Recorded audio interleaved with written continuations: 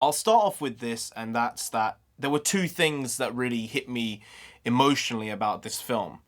And oddly enough, neither of them were actually the film itself. One was when the front credits were coming up, essentially, and it said directed by Zack Snyder. And I think that first thing was just the culmination of years of work, seeing someone's vision come to pass and putting all his life, his blood, sweat, and tears into it. That was the first thing. The second thing was when the movie finished. So it's weird that it did that for me, but when it said at the end for autumn,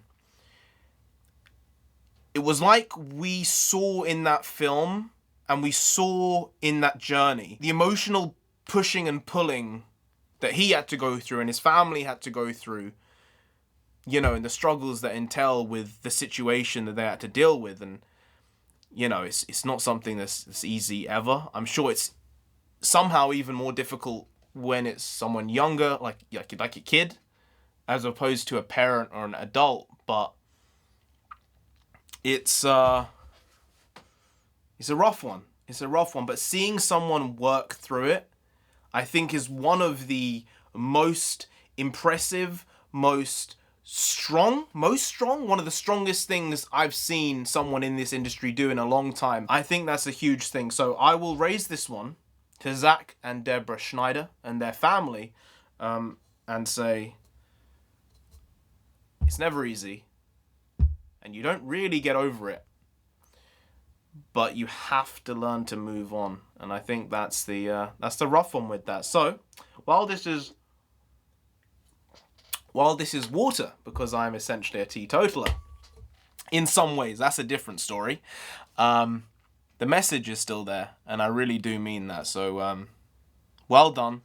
It's amazing. It's an amazing piece of filmmaking. It's an amazing story. It's an incredible piece of art. And you deserve all the praise that you're getting now. And I don't think, me included, I don't think I gave you the praise you deserved for Man of Steel back in the day, or Batman v Superman. And now looking back at it, I hope we haven't missed the boat with it. I hope that we can still come back to this version of the DCEU, because there is something so tangible and special here that I do not want to miss out on it. So HBO, if you have anything going on, if Warner Brothers has any common sense, be giving the man the sequels, alright? Be giving the man the sequels, because that's what I think anyone with any level of sanity would be wanting. Bye! This was a big one. It was huge. It was ginormous. It was amazing. Hey, NarendraTheComic here. Right now, we're just going to be reviewing Zack Snyder's Justice League, otherwise known as the Snyder Cut. My guys, it was out of this park. Not just this park, any park. It went all the way to Krypton and back. It went that. It was a boomerang. It was insane, all right. I will say, it's one of the best... It is one of the best creative experiences I've had in a long, long time. I know we've been locked down for a year. There's been no cinemas for a year, really. But really, and honestly, there was something so cool about what we saw on screen, so distinct, so unique, that I think this is a way projects and films and TV shows could be done in the future. It's not for everyone. Some people will say a 4-hour runtime is ridiculous. But I will tell you that the second time I watched it, and yes, I've already watched it 2 times, the second time I watched it with Nonsensei. And Nonsensei was like, wait, hang on. There's like an hour left, right? There was only like 10 minutes after the film. It was so well paced that she thought there was more. So somehow Zack Snyder managed to make a film that was 4 hours long feel like a 3-hour long film, which is one thing which I think Warner Brothers and DC mucked up with. I think the 4 hours was great. I loved every second of it, even some of the cheesy, corny writing, which was cheesy, corny writing. Story and visuals were incredible, but cheesy, corny writing. But Warner Brothers here said they didn't want to release like a longer version of the film. My guys, this was a 4-hour movie. It could have been cut into a 3-hour, 20-minute movie pretty easily. You could have removed a couple of things and it would have still worked in a similar way. I don't know why they didn't release this in cinemas, my guy. I think they made a lot of mistakes with that. I think they messed up. They may have ruined the DCEU, but there's a chance it can be saved. So if it can be saved, then save it. The amazing thing is, somehow, it was 4 hours long, but it didn't feel particularly bloated at any one moment. It didn't feel overstuffed. It felt very, very understandable. There was not too much exposition. The exposition there was split up pretty well. So you really didn't get this gauge of, oh my God, I'm being talked to or talked at. You were like understanding the scenes and being involved in what's going on, which really, really impressed me. I am indeed also a huge fan of the Lord of the Rings movies, the books, you know, everything going on there, The Hobbit as well, the book, not the film for that one. But I will say that the Lord of the Rings vibes were so strong here. And I thought it was nonsense. I thought Zack Snyder was talking absolute bollocks when he said, we wanted to do a Lord of the Rings type feel. That was the type of structure we were going for. And I was like, you're speaking shit. But no, he was speaking absolute common sense because it was completely that and more. And that's the reason why I really hate it when there are film professionals, people in the industry, independent filmmakers who say superhero films aren't really, you know, fine cinema. They aren't really movies. They're like kids shows. They're like, I think someone referred to them was, who was it? I think it was Martin Scorsese. He said they're theme park rides. They're incredible, but they're not really movies. I hate when people say that because this here showed you why that is a redundant statement, because all superhero movies are movies with extraordinary characters. That's all it is. As long as you make good characters and you have good storylines for them and it's visually directed well, then it doesn't matter who the story's about because it's just about good shit. And I like to watch good shit. That's why I watch all types of films, international television, all over the place, because you don't know where the good's gonna come from. You really don't. Sometimes you get blown away. Sometimes you're let down, but sometimes you get blown away. In this case, it was a complete bombardment. It was absolutely insane. And it was a nuclear explosion. Sometimes I just think that those people who say those things are just jealous because, you know, they'll never have an audience the size of these types of films because they are done very well a lot of the time. And, you know, obviously I'm biased because I love these projects and I love these characters and it's something which I've grown up with. But, you know, he has the audience. He has the fan base. He has people loving what he does. Zack Snyder I'm talking about here. If you don't, that's not my problem. You know, I mean, Martin Scorsese made The Bloody Irishman. It was a good film. It was 3.5 hours long on Netflix. I'd rather watch this. It was better paced. It was a better movie in my opinion. Don't at me anyone. But The Irishman was, let's not get it twisted, a very long boy in like the worst type of pacings way. It felt like a 9-hour film. While it was good, it felt like a 9-hour film. I'll give you some insight here. There's this line in the film industry that is, it's all in the edit. Most people don't know about that. Most people don't appreciate that. But this film shows that more than anything, that the way a film is edited is so undervalued. It's so crucial. Comparing 2017's Justice League to this is like comparing the finest piece of sushi to a fish fillet from McDonald's. And a fish fillet is still okay, but it's not like, you know, the good from like the best parts of the Nippon. Like it's not. It's just not. So don't compare those things. So it's not good to compare and contrast in some ways, but I'll compare and contrast in others and say the edit is a very undervalued, underrated part of the story creation process and things you see as the end product. Just looking at these two films, there was stuff from the Justice League in 2017 that was completely thrown about the film in this one. It was completely different in terms of the structure.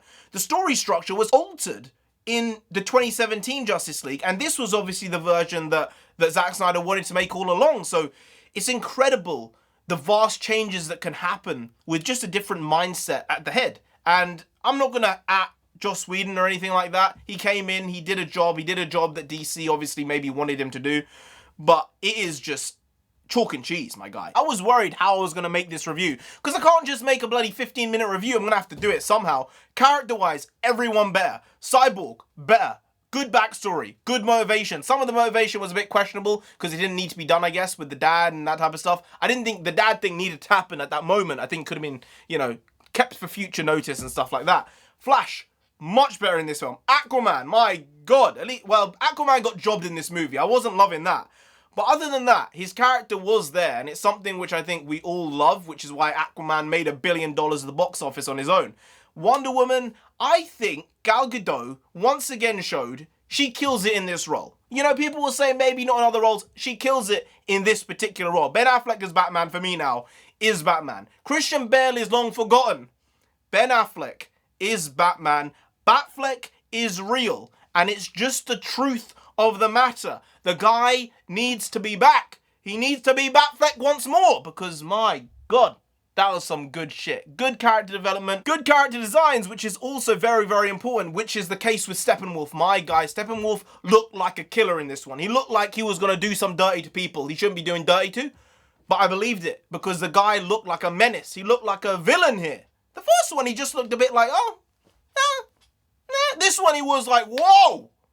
He might actually do me in. He might do me in. Plus, we got some dark side. We got some of the big man here. And we weren't ready, all right? I mean, some of the scenes with him. We saw a couple of future scenes, a couple of scenes from the past. All of them. Chef's kisses, all the way. You know what? Maybe this is too biased of a review because I want my fanboys to come out here. I want my happiness to just be there and be overjoyed. As Henry Cavill said, fanboys are not toxic. They're just passionate. And that's absolutely true. I agree with him 100%. But I did have a couple of problems with the film. Probably 3 or 4. 1, the occasionally cheesy dialogue. But really, what can you do about that? It kind of just goes with the superhero genre. And occasionally there might be a line which is like, that one was a bit stinky. It was a bit stinky with the cheese. But it is what it is. That's 1. 2, Roy Choi. All right? Fine, you want to introduce Roy Choi. That's not a problem. But the guy playing him, it was very weak from his part, all right? I didn't like him at all. Not because he was uncharismatic or unlikable. He just delivered the line so badly. Other than that, there was no one else who was really not giving it. I mean, Alfred was smashing it in this. Aquaman, his lines. He had one line which was just, that's badass, Alfred. I was like, oh my God, what is up here? Can we get more of this, please? Can we get more of this? But Roy Choi, maybe a bit out there with the delivery of his lines. Didn't really add up to me. But the other 2 I have are just my fan theory coming out and being like, but why? And it's the Green Lanterns, all right? We saw them in the ancient battle and you're looking at it like, wait, we got a good look here. But why did the Lantern get jobbed straight away? The Lanterns got jobbed in this movie, all right? It's just fact. We saw it happen. Lanterns are strong, all right? Don't be jobbing him like that. He gets killed by Darkseid. He's the first one who gets killed. The Amazons aren't killed. They're the main ones. The bloody Atlanteans aren't killed. The main ones. The gods aren't killed. The main ones. And he's just there, the only Green Lantern on Earth. And he's just, I'm going to kill him. I'm going to kill him. He's the one gone. So I was like, don't job the Lantern. Then in the nightmare scene, Lantern was also dead. We saw, I think it was Kilowog, from the design at least. Man's killing Kilowog without us even seeing Kilowog in the universe so far. All right? Don't do that. You're jobbing the Lanterns. It's not nice. It's not nice. I didn't like that. But other than that, I could say I was pretty damn satisfied with the movie. Everything panned out in an incredible way. And unlike with, I'm not atting Avengers Endgame here because I think it was an incredible piece of storytelling for the film and story they were telling because they needed to culminate, 10 years worth of story. But I think this was a better movie than Avengers Endgame. I think it left me with less thoughts as to what could happen, what should have happened. I wish they'd done it like this. Whereas with Endgame, there was like this thought of me being like, they could have done this or this or this or this.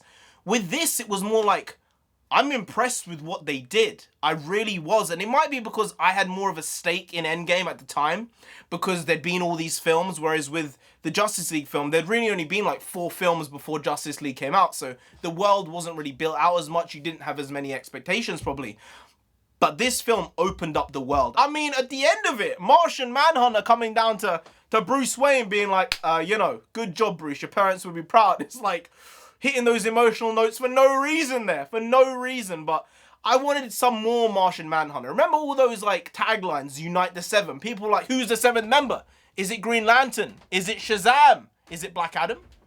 Or is it Martian Manhunter? Well, apparently it was Martian Manhunter and they kind of didn't really bring him into the film that much. But it shows that if there are any future sequels, he's involved.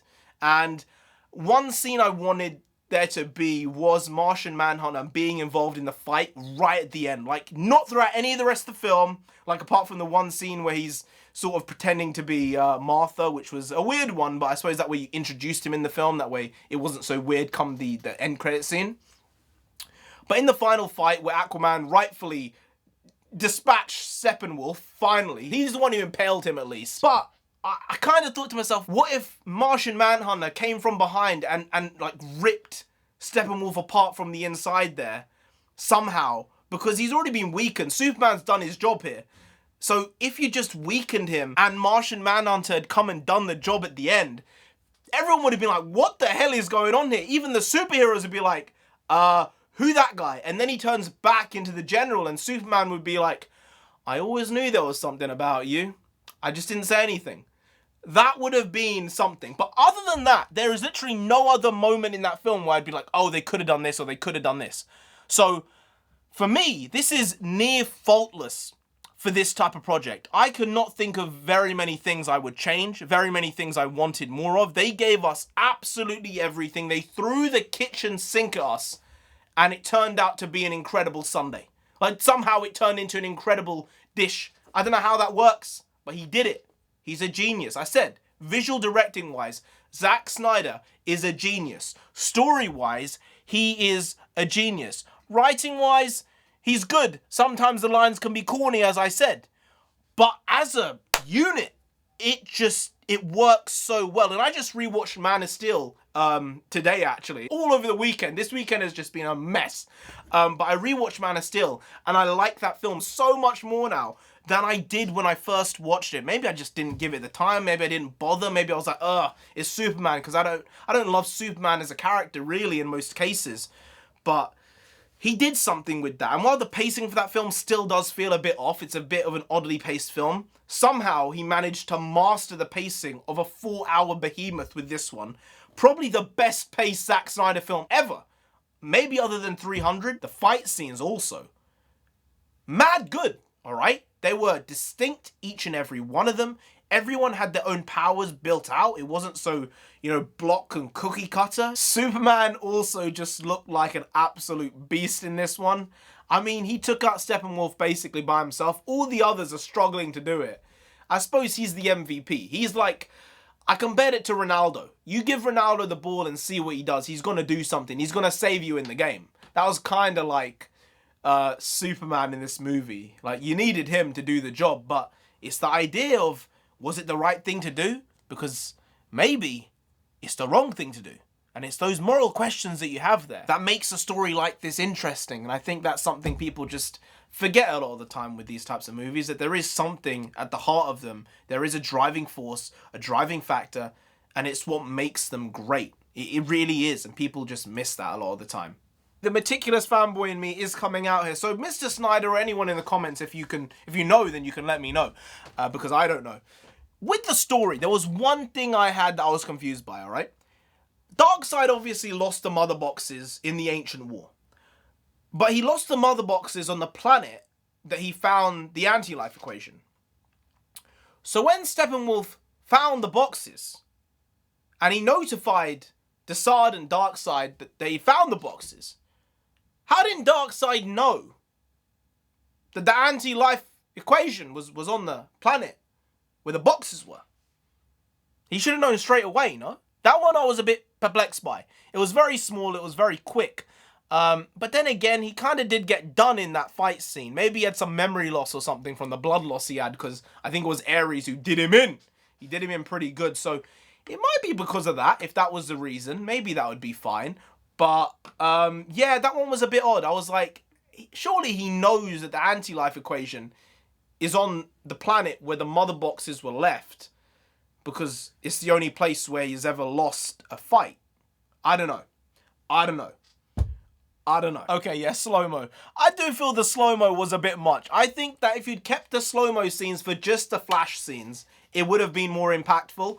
But you know Zack Snyder, he loves a good slow-mo. Plus, the slow-mos have been used throughout even the Wonder Woman films, and I think the Aquaman film as well, there was some slow-mo stuff. So it's kind of the style of the DCEU at this point to include more slow-mos.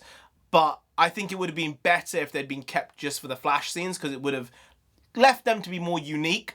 But there was a giant, incredible superhero scene of all 6 of them, or 5 of them at that point, jumping through the air with a freeze frame. Like, it was good shit. It was good shit. It was an Avengers Age of Ultron moment for the Justice League, and it was tasty. It was tasty. That was a good scene as well. I mean, I can only talk about so many and so much here because I only have so much time. But the wall of Superman suits, that scene with all those suits, it leads you to think, what will we get next time if there is a next time? If there is a next time and Henry Cavill is Superman, because Henry Cavill is Superman, by the way. He is the guy. He is the guy. Let's not do anything silly here. What suit is he going to be having on next time? I like it. You know, I sat through the credits. I did sit through the credits, even though I knew there was nothing, just out of pure respect. Like, the guy deserves the respect. He deserves it for this film. And I sat there just reminiscing about what I'd just seen. And anything other than incredible is just not really up to it. It's just unbelievable what he was able to do here and flesh out everyone's story so much more and create believable characters, create a motivation for Steppenwolf where you're not just like, oh, he's just the evil guy. It's like, no, he actually has something going on with himself that he needs to sort out so he can get back to his own life. This is just like part of the course for him. Nothing's going on. He's expecting to get it done because he's like, I need to do this. Otherwise, my life ain't going back to normal. So really, really incredible. This is a bit off topic, but Amber Heard is Amber Heard. So we'll leave that one as it is. Some people like her, some people don't. Not the biggest fan of her, to be honest. I like me some Jack Sparrow. And it's questionable about what's going on with that. We don't really know. No one knows until everything's been proven. Obviously. But what was going on with her accent here? What was going on? I don't remember her accent being like this in Aquaman. Was it like this in Justice League? I really don't know. I can't remember. I don't know what's happening here. So it was very off. It was very weird. So I'm not sure how I feel about that. It did feel like I was out of the film when she was talking because I thought to myself, that's not how she speaks, is it? Maybe it is. Maybe I'm wrong. I could be wrong. But, you know, if there is a Justice League 2, maybe no Mera. I mean, you could have switched out Mera for Aquaman there in that last scene. That could have been quite cool. Would have been easier for you, at least, in the long term. But then again, like, you obviously need her for some storytelling point of view, otherwise you wouldn't have done it. So I think that if there's a Justice League 2, this new formed Justice League that they formed at the end there, in the nightmare scene, potentially, for Justice League 2 or 3, there's a lot of stuff going on. The Joker scene, he was in one scene and it was an incredible one. Deathstroke was in this. I do feel bad for Joe Manganiello, all right? He's been trying for years. He's been in this for years and now he's finally getting his viewership. So maybe if there is a Justice League 2, it might be on HBO Max. That might be the platform for it. You might get 1-hour episodes for Zack Snyder to build out this world with something like $15 or $20 million budgets for each episode, which is apparently what, the MCU shows are getting now. This is definitely a good idea for them to pursue. I hope the viewership is there. I hope people watch. I hope you can see my enthusiasm for this and how much I love it. And I feel most people will enjoy this. If you're invested in it, you're fully there and you don't realize the time that's gone by, which is the great thing about filmmaking and the great thing about well-paced movies. Anyway, guys, if you did enjoy this video, please like, share, comment, and subscribe to the channel down there. If you didn't, Darkseid himself is gonna come after you. You don't want that. No, you really don't. So just subscribe anyway to avoid that. Now, I've been NarendraTheComic. You've been Graham. We'll see you next time. That's tomorrow. If you don't know, make a video every single day. You've been doing it every day for over 1,000 days now. We ain't stopping till we get 10,000 subscribers. So do subscribe. Pop back in tomorrow for some more quality shitty content. So hashtag never not hit. Just how it goes. Also bring the podcast. Podcast means nonsense in Punjabi, and we also bring that. We bring a lot. We bring a little. We do a lot. We do a little. But we do indeed bring the quality shitty content every single day. So see you then. More of the same. It's just what we do. See you tomorrow. Skadoosh.